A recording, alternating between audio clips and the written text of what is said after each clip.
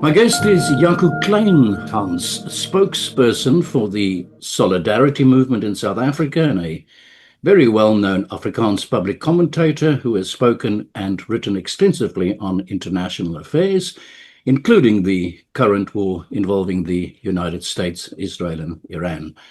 Jaco, welcome to the program. Thank you very much for talking to me. Yes, thank you.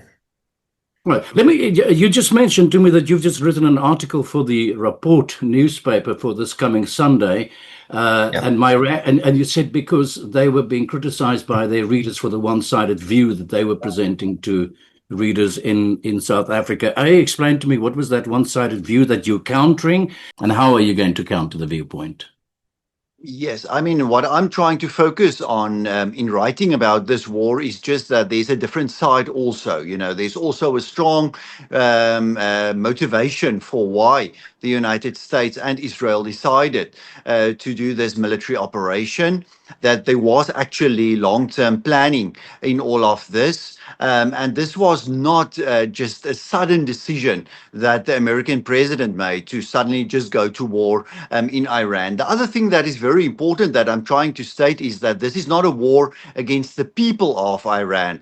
This is a war against a regime that brutally oppressed people for the last 2-3 decades at least, a regime that supported terrorist groups like Hamas, Hezbollah, the Houthis, and others in the Middle East, and a regime that actually created and constantly supported very unsafe conditions in many parts of the Middle East.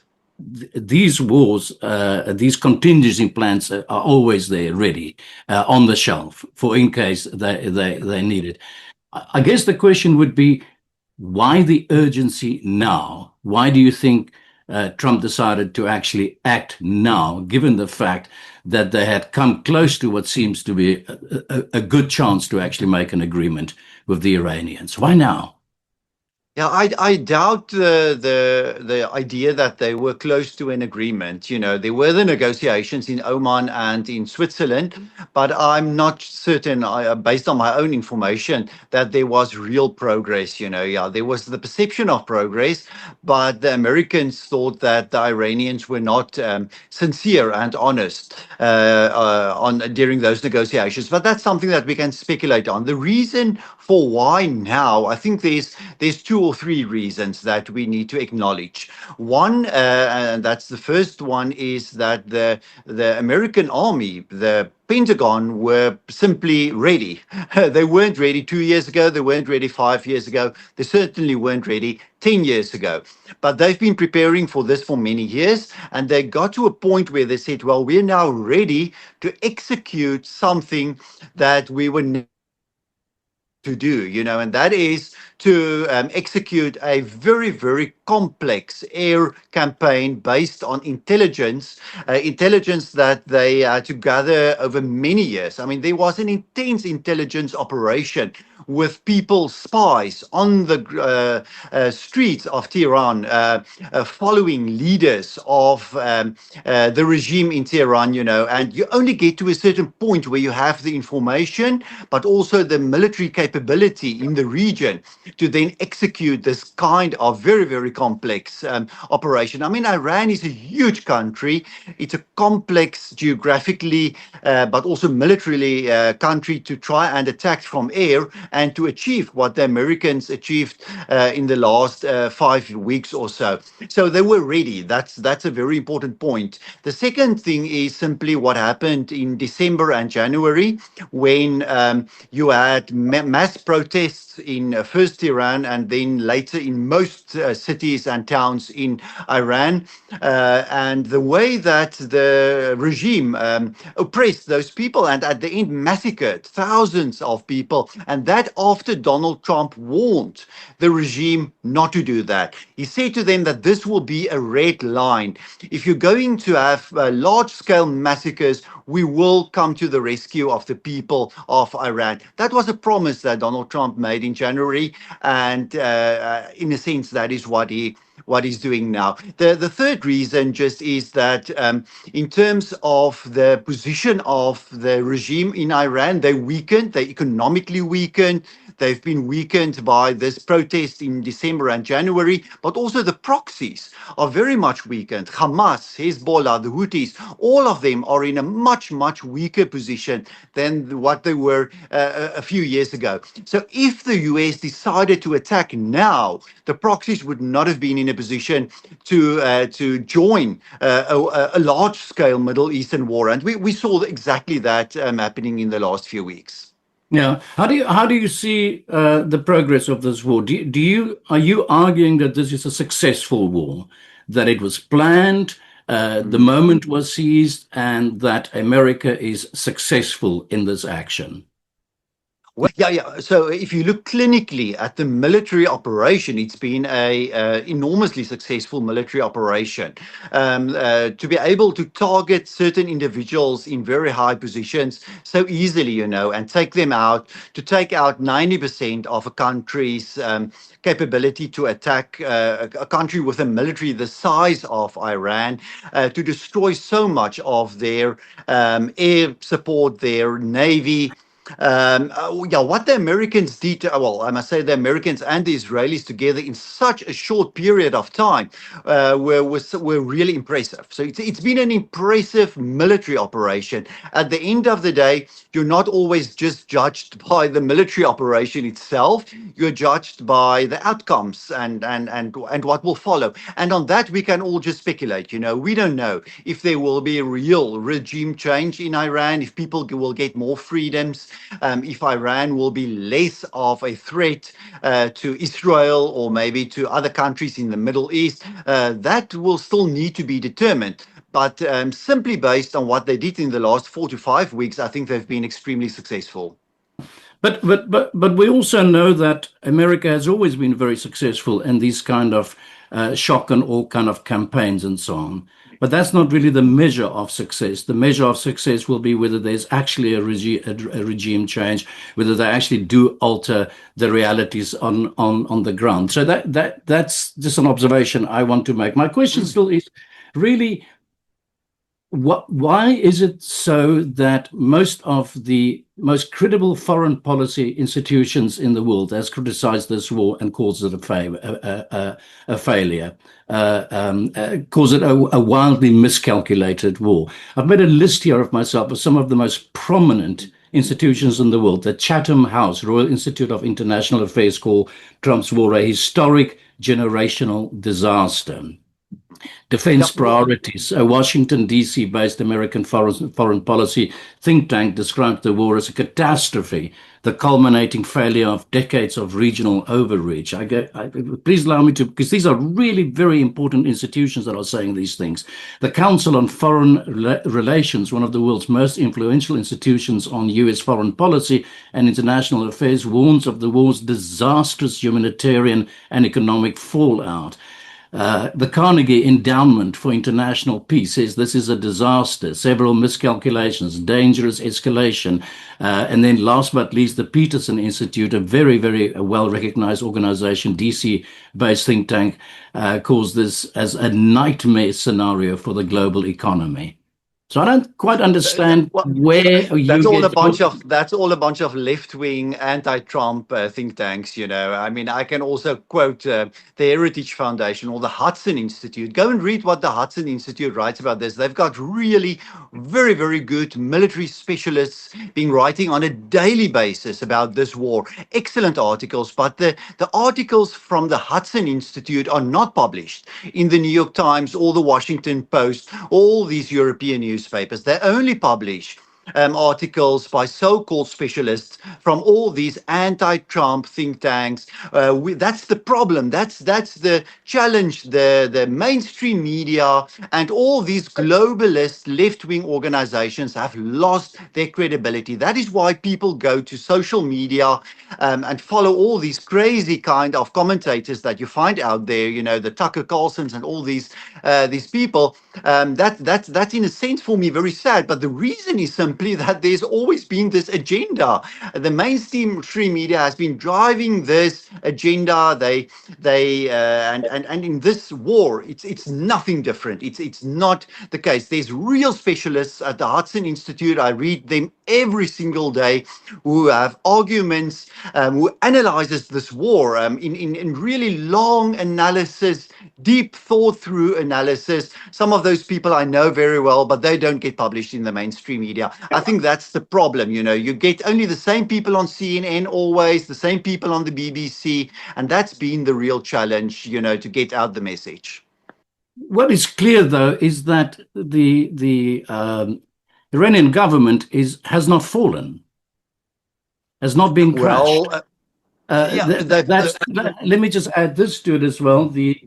I think it was the Center for Strategic and International Studies I noted here for me, said that the United States can strike, Iran can destroy as much as what it can, but it cannot remove the leverage that Iran has over the Strait of Hormuz, which is the key point, and also in terms of the economic stranglehold that Iran has today on all of us. Well, there was actually a very good article published on the website of the Hudson Institute earlier this week on how America and the American military can free the Strait of Hormuz. The problem with that is, and I think they've got that on the table as an option, the problem of that is simply that it will also destroy Iran's exports. And Iran do export 2 million barrels of oil every day. That will cut off the income of the Iranian government, and therefore will lead to that humanitarian disaster that's not happening at the moment. There's no humanitarian disaster at the moment. That's simply not true, but there will be a humanitarian disaster if the Americans attack the islands in the Strait of Hormuz, in the Persian Sea, where Iran currently are exporting their oil. It will lead to oil prices of higher than $200 a barrel. And in that sense, then the American military can drive out Iran from these islands and from the Strait of Hormuz. They can take by force control of the strait, but the consequences of that will be oil prices that will lead to a global recession, and it will lead to real hardship in Iran. It will lead to water shortages, electricity blackouts, and I mean the consequences for the people of Iran, if the Americans do that, will be really bad. So I think that's the difficult decisions that the Americans need to make. Are we negotiating a deal with the Iranians through Pakistan, Turkey, and other role players, or are we implementing a next phase of this military operation, which will be to take control of Kark Island, the other islands in the Strait of Hormuz, destroy Iran's oil fields and its gas fields and its export market, its harbors, its export harbors, destroy its electricity networks. That's all a possibility, but I think that will be a next phase of this war that we must all wish we will not get to. We must all rather hope for a negotiated settlement through the current work that the Pakistanis are doing. When you talk about the current work that the Pakistanis are doing, the Iranians are saying we're not negotiating at all. The problem is, who are the Iranian regime at the moment? We've heard a few weeks ago that there was a new leader appointed. We haven't seen him. We don't know that he's alive. I mean, that can all just be a lie. Many leaders were killed by especially Israeli air attacks. And the problem is you have currently probably, and we are speculating, but I do believe there's credible information on that, that you have two centers of power in Iran. You do have elements of the Islamic Revolutionary Guard still in control of especially the security forces, and then you do have a more moderate faction of politicians led by the president, Masoud Pezeshkian, and these are the people who are talking to the Pakistanis. So you do get different messages from someone like Pezeshkian, the president, and I will trust the Pakistanis when they say they've spoken to him and other people in government, and then I will also trust the Revolutionary Guard when they say they are not talking to the Americans and they will not talk to the Americans. They will fight to the bitter end. I think this will be one of the biggest challenges if anyone wants to solve this war and get to a negotiated settlement, is to find ways to get to an agreement with a faction of the Iranian regime who can actually implement an agreement. And at the moment, you have two different factions that I don't think agree on just the idea of negotiating with America.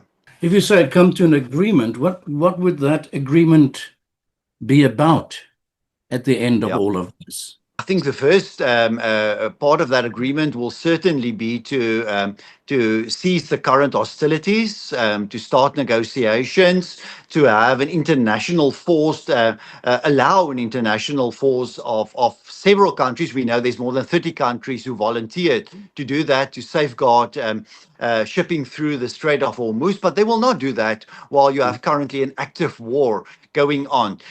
So I think there's basic points that can be agreed upon. I think if you look at a more longer term agreement, a peace agreement between Iran and America, it will certainly need to safeguard the rights of the people of Iran, minorities.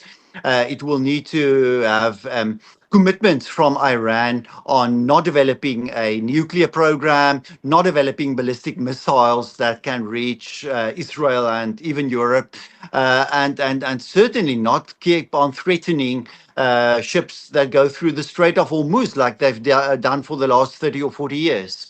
Yeah, but you just mentioned, I think, the most important thing there, right towards the end of what you just told me now, and that's namely the right of Iran to develop their nuclear program. So, what is the ideal here, and what does it look like? Isn't that just returning to what we had before in, I think, what was it called, the JCPOA, the Joint Comprehensive Plan of Action? That was disrupted by Donald Trump, I think, in 2015, 2016 or something like that. At the end of the day, isn't that the ideal, is to go back to an agreement that you are not going to develop a bomb at the end of the day? And that is, in fact, the trying to get back to an agreement that we, in fact, had on the table. That was a terrible agreement, I think that wasn't well enforced, and that actually... what do you base that on? It wasn't well enforced in the first place, I think, that agreement. But the second problem is simply that sanctions was lifted against Iran, releasing billions of dollars that were then used to develop the missile program of Iran. The same weapons that were used in 2023 by Hamas, that were used by Hezbollah to attack the north of Israel. And that's the problem. You need a much, much more comprehensive agreement that will limit the military program by Iran. Also, without a doubt, an element of that agreement will need to be limiting their support for proxies that destabilize countries like Iraq, Syria, Yemen, Lebanon, and so many other countries in the Middle East. So yes, I do believe there were good reasons, and those reasons were well communicated in 2017 when Donald Trump decided to leave that agreement. But the ultimate gain here would be to go back to diplomacy again. It will go back to the same kind of agreement again. Exactly, but you need a diplomacy with people who don't want to destroy you. I mean, it's very well known. I mean, I can just laugh at people who tell me that the leader who were killed, the supreme leader who were killed 5 weeks ago, was such a peaceful person, while he said for 20 or 30 years that Israel need to be destroyed. He said in 2015 in a speech that Israel will be destroyed within 25 years. He said that America need to be destroyed. I've just watched his speech again from 2016 where he said that, he actively worked towards a a situation where Iran and militarily would have been capable to attack America by long-term missiles. They were in the process of developing long-term missiles that could travel 4,000 miles to the American coast, attack European targets, that was what had to be prevented. You had the kind of extremists in power in Tehran who don't represent a majority opinion in Iran. Iran is actually a country of modest people, of people who are moderate, politically very moderate, and they've never elected these extremists to govern them. That's a reality that I do believe people too much don't want to recognize. Yeah, but isn't it also true that it's exactly the same Ayatollah that actually issued a fatwa, I think, in the 90s against a nuclear bomb, saying it's against the religion of Islam to develop a nuclear bomb? Isn't that the guy that we killed? Yeah, but I mean, indeed, that were the 1990s, look what he did since then. It's interesting to read about his own personal development in many speeches. If you go back to the 1990s, that were actually a very interesting time in Iran. You also had, for the last part of the 1990s and the early 2000s, a very moderate, you can maybe even say in Iranian terms, a liberal president.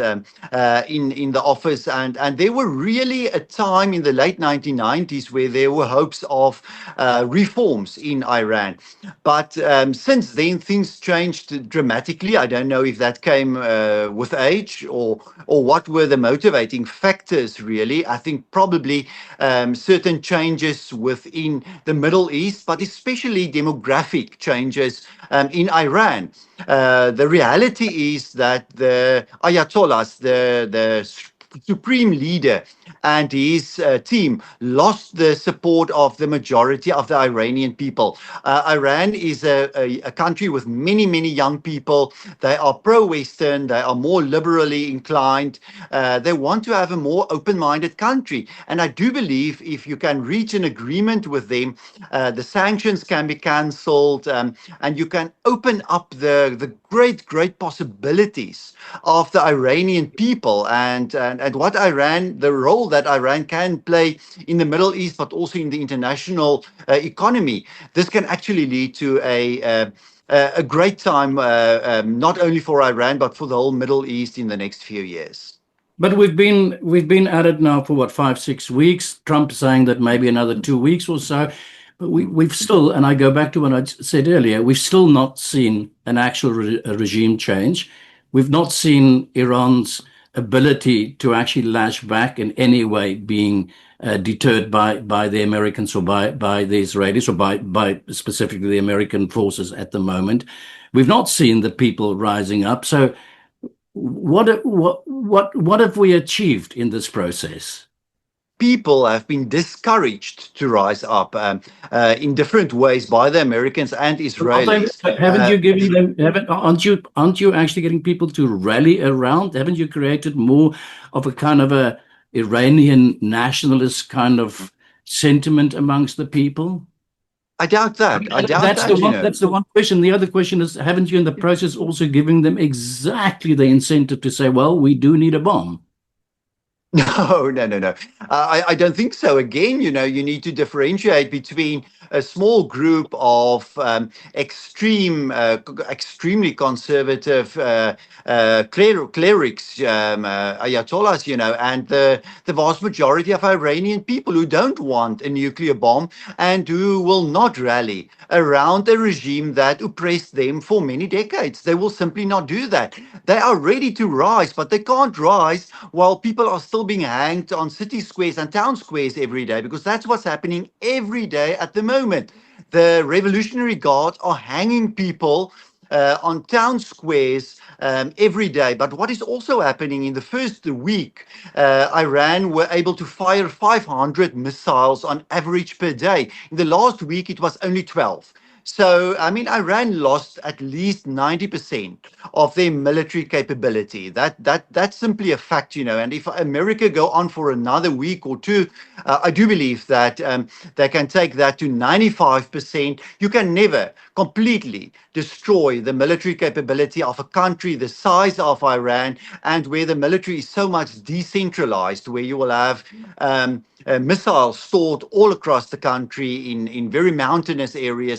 I think it's just not possible to destroy all of that.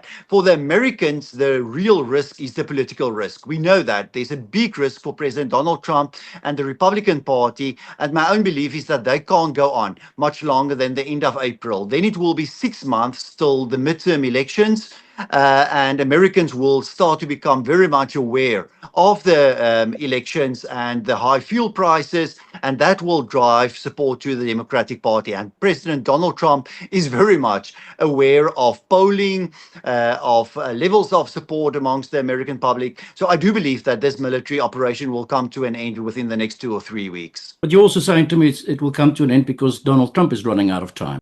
I mean, you can certainly end the military operation today.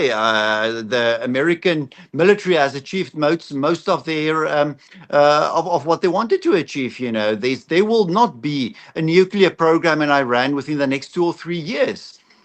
There will not be a huge missile production in Iran within the next few years.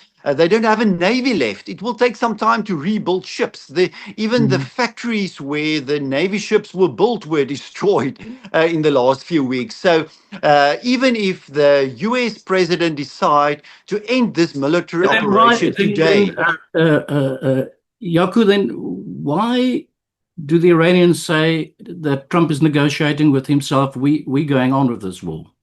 That's simply not true at all. You know, I mean, there's been a decline from 500 missiles fired a day to 12 missiles fired a day. That's quite a decline. I think the firing power of Iran has deteriorated severely. They've changed their strategy, and that is very clear. I mean, we've seen a few days ago them attacking civilian targets now in Israel, and Israel didn't expect that. So Israel weren't able to shoot down those missiles. So Israel had to change their defensive tactics and their strategy to shoot down missiles, because for the first few weeks, Iran targeted military targets in especially the north of Israel. The same is the case for the Gulf countries like the United Arab Emirates, Qatar, all these others. It's not the same targets that were shot at in the first few weeks.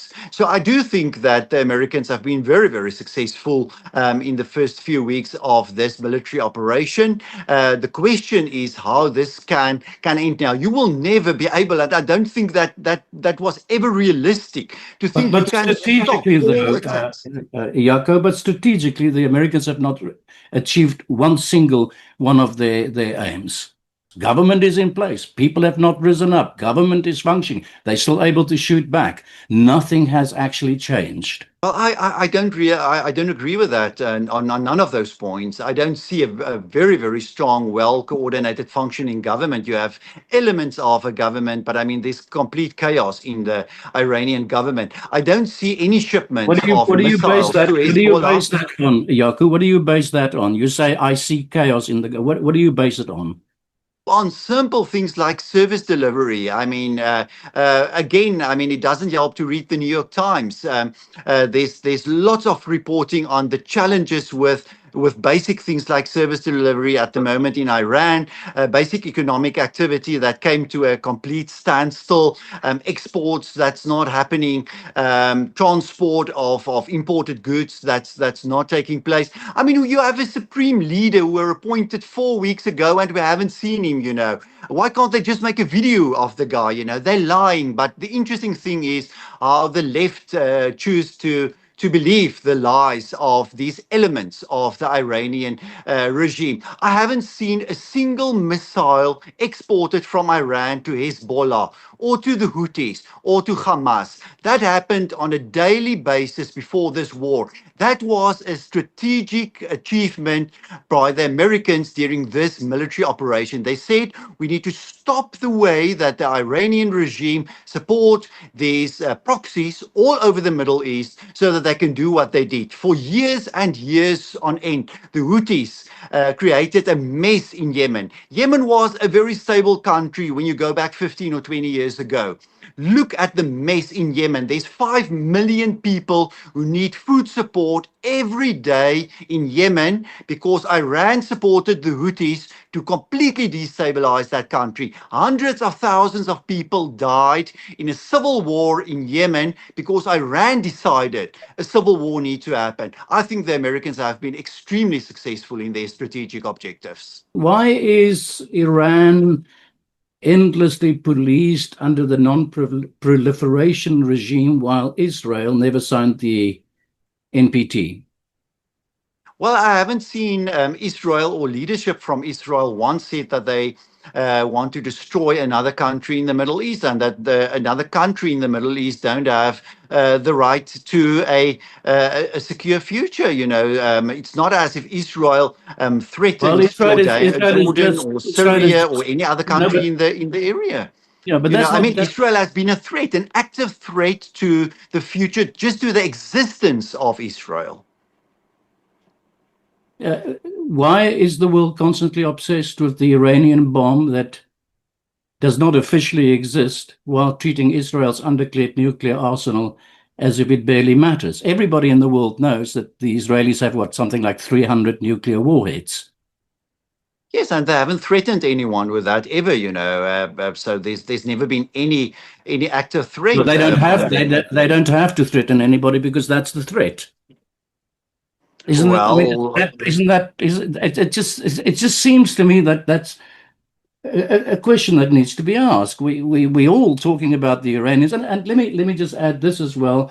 There's a history to the development of Iran as well that takes us back to the 50s coup d'etat, that takes us back to what was a democracy that was then given over in the hands of the Shah, who was responsible for the imprisonment of more than 200,000 people and the incredible stuff that happened under his regime, and how the Ayatollah Khomeini came into power. There's a whole history to all of that.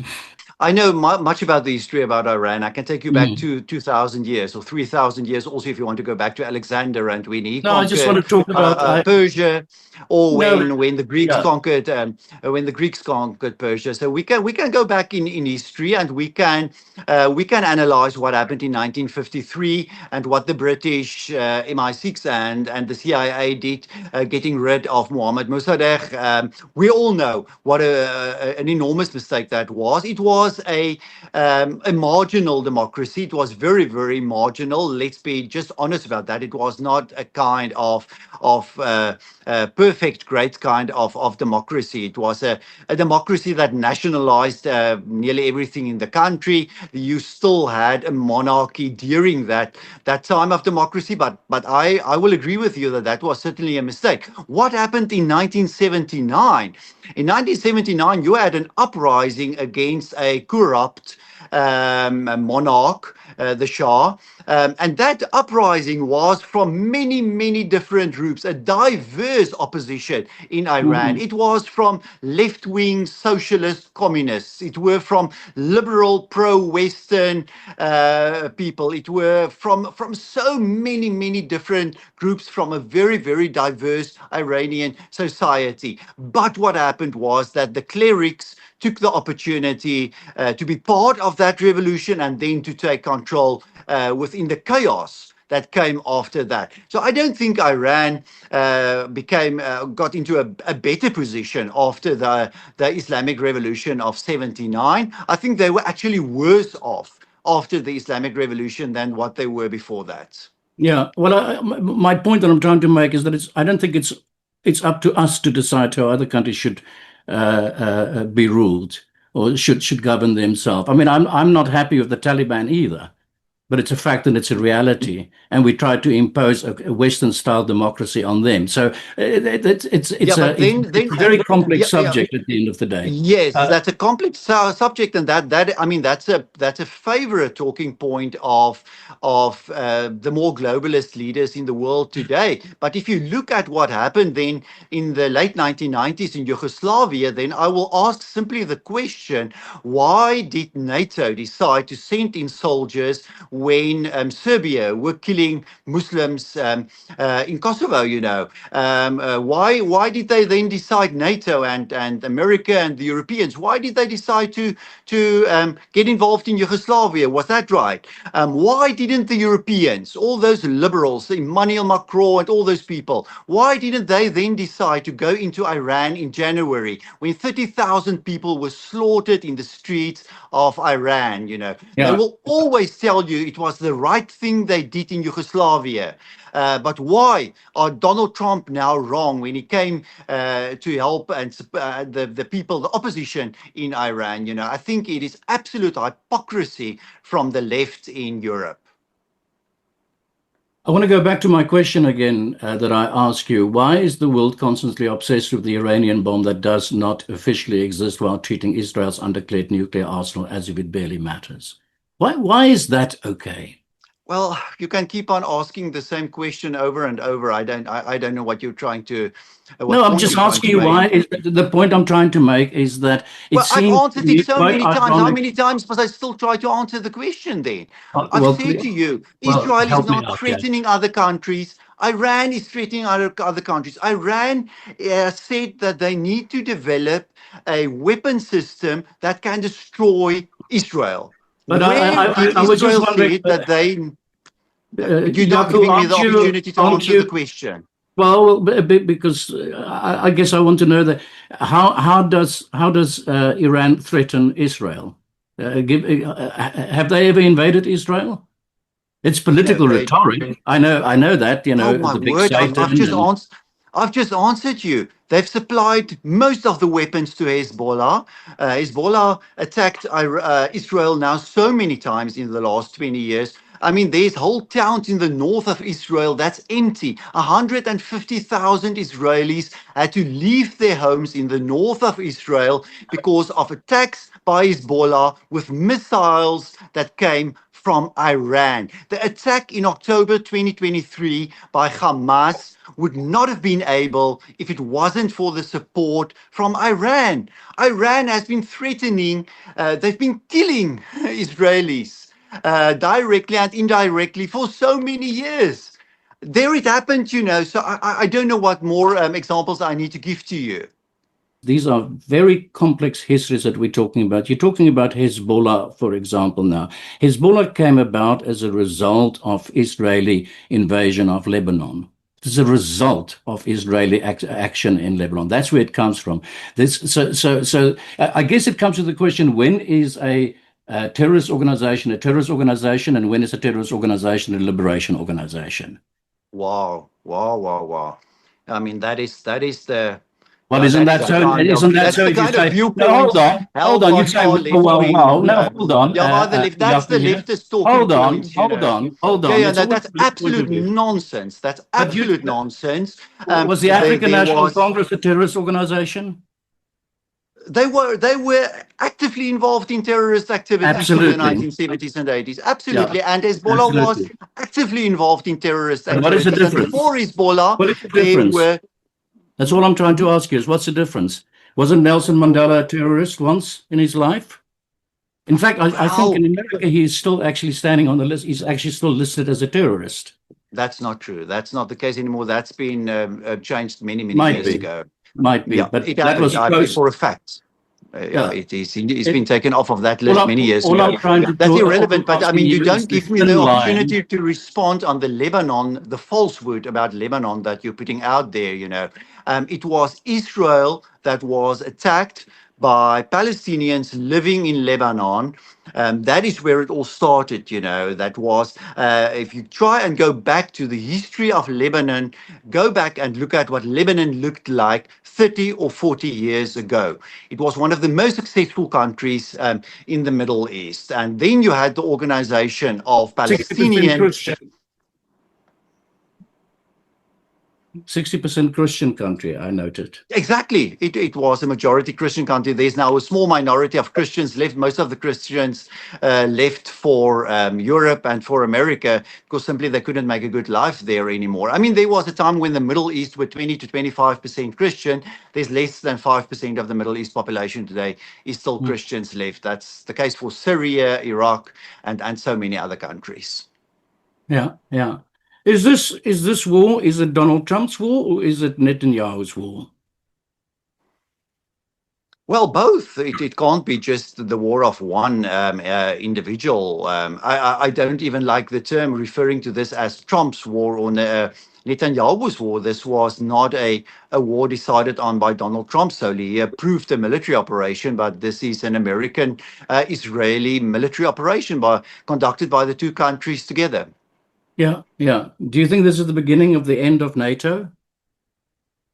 It may be. I mean, we've seen how pathetic Europe has been and the European leaders, people like Emmanuel Macron, the most unpopular leader of the free world today, someone with an approval rating of 17%. I mean, if he will do the right thing, he need to resign as French president. The same for Keir Starmer of Britain. They were not there when America needed them, but the Americans were good enough to look after the security of Europe for the past 30, 40 years, paying into that while European countries built welfare states. Now the Europeans need to start looking after their own security, but we know they can't afford that because they have unsustainable welfare states and huge public debt. So we will need to see what happens with the Europeans. But the reality is that the poor European people will probably still suffer a few years under the burden of these pathetic leaders that they've themselves elected. Yeah, yeah, yeah. One of the things, the burdens that we will have to carry about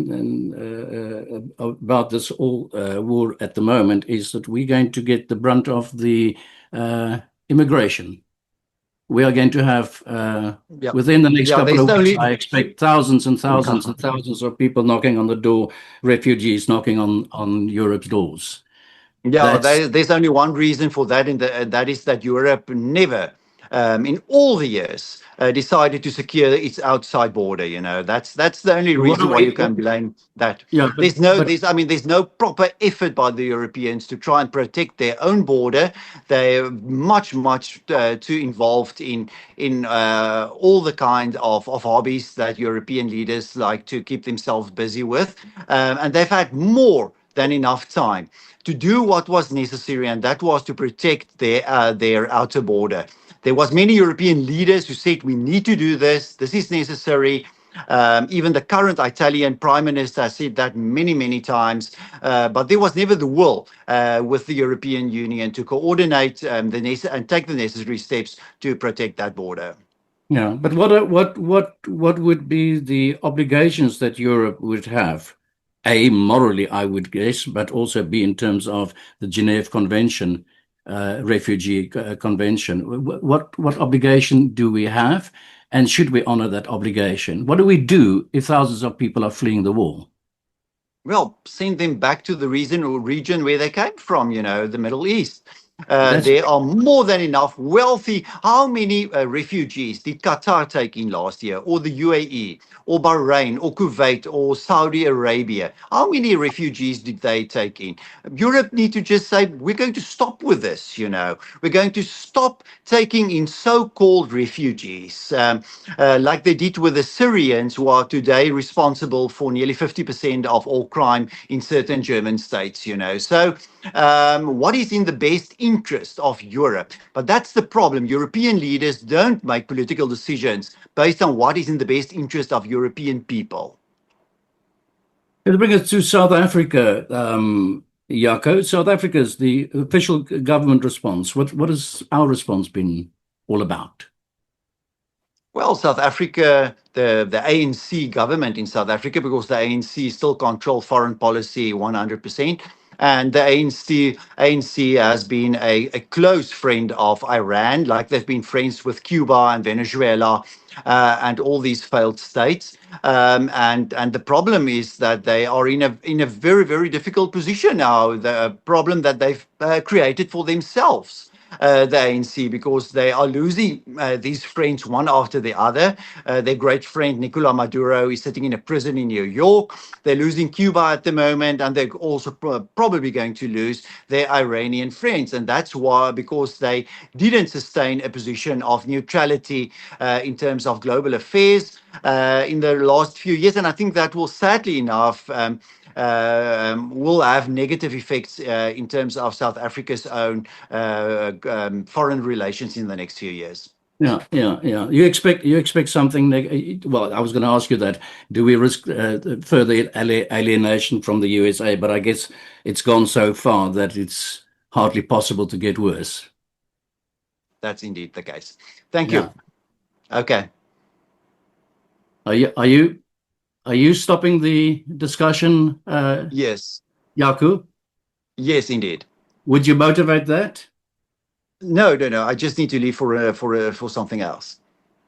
Okay. Well, then, thank you very much for your time. Thank you.